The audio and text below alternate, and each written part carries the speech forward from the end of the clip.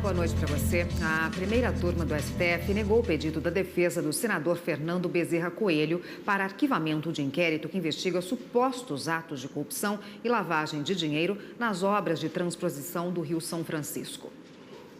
A defesa do senador Bezerra Coelho pediu o arquivamento do inquérito que investiga supostos atos de corrupção e lavagem de dinheiro nas obras de transposição do Rio São Francisco.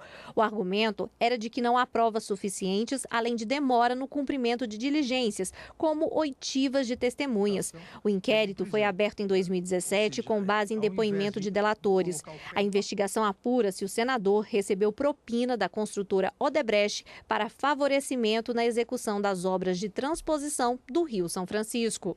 O relator, ministro Marco Aurélio, ao votar contra o arquivamento do inquérito, ressaltou que os argumentos da defesa não coincidem com os dados do processo. Há um descompasso entre o pronunciamento formalizado de declinação da competência e a minuta deste agravo. Voto seguido pelos demais ministros que, por unanimidade, negaram o pedido. Duas regras que estabeleci na minha decisão foram a ausência de diligência pendente e, pelo menos, um aviso à autoridade policial e ao Ministério Público de que se pretenderá arquivar o inquérito se ele não evoluir.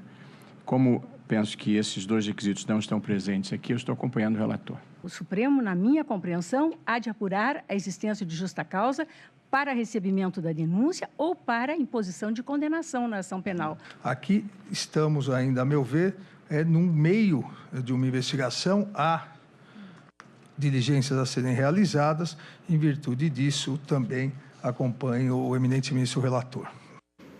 Bom, e para falar sobre essa sessão, está aqui a consultora jurídica da TV Justiça, Karina Zucolotto. Boa noite, Karina. Boa noite, Érica. Nesta sessão de hoje da primeira turma, os ministros também começaram a julgar um caso que teve uma grande repercussão em 2007, de uma juíza do Piauí que determinou a prisão de uma menor, uma garota numa cela masculina por 24 dias, é isso? É, exatamente. No estado do Pará, Érica, a magistrada era do Pará. O habeas corpus que é do Piauí. Nesse caso, os ministros, eles iniciaram o julgamento de um mandado de segurança que questionava a decisão do CNJ, que teria aplicado a ela uma sanção disciplinar de acordo com a Lei Orgânica da Magistratura, de disponibilidade.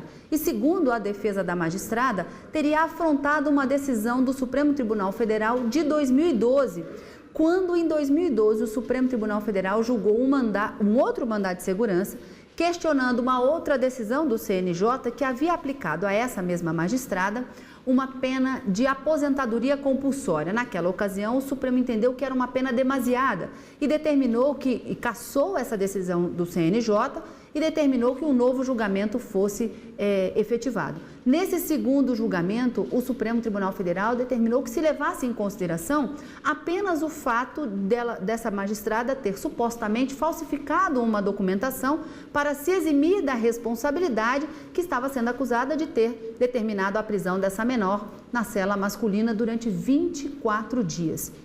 Havia uma alteração de datas no ofício e era sobre essa responsabilidade que o Supremo teria determinado que o CNJ proferisse um novo julgamento.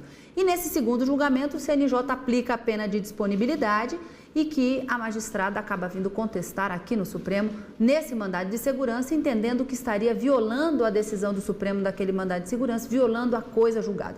O julgamento iniciou, o ministro Marco Aurélio entendeu que os argumentos trazidos pela defesa deveriam ser acatados e, com isso, concedia a segurança para novamente anular a decisão do CNJ.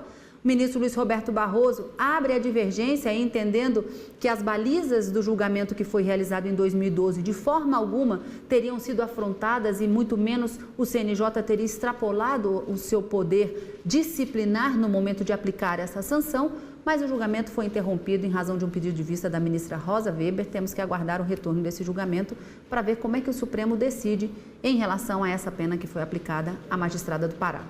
Em outro caso, também na primeira turma, Karina, os ministros começaram o julgamento, julgaram um caso de um habeas corpus que determinou que 2 acusados de homicídio qualificado permanecessem soltos, é isso mesmo? Apesar do STJ já ter determinado a manutenção da prisão deles, aqui no Supremo houve um empate.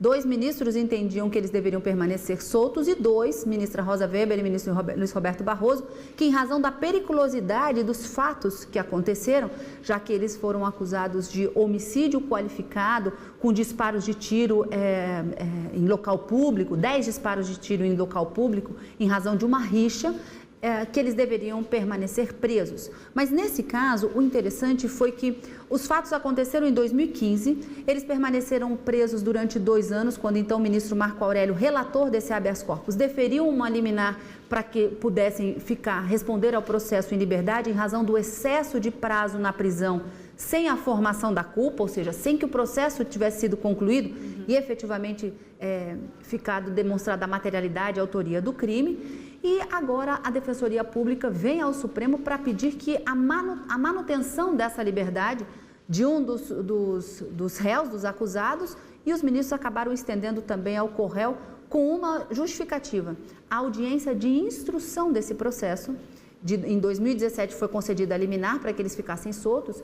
A partir daí, o Tribunal do Júri determinou que a audiência de instrução fosse realizada em setembro de 2020. Então, considerando esse prazo desarrazoado, os ministros determinaram, então, que eles devem permanecer soltos, estendendo essa decisão também ao CORREL, até que essa audiência seja realizada.